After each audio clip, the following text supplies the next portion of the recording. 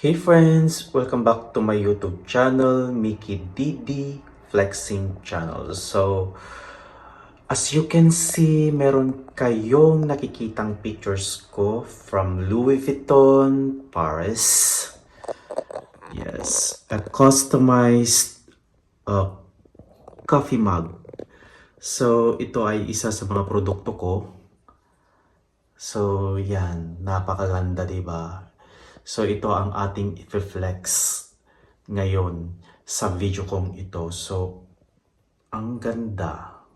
Diba? So, ito ay ang aking product sa fourth wall. So, tignan natin. Diba? Ganyan siya. Makapal po siyang mug. So, yan. Diba? So worth, if I'm not mistaken, it is 9 euros. Yan. Tapos with tax.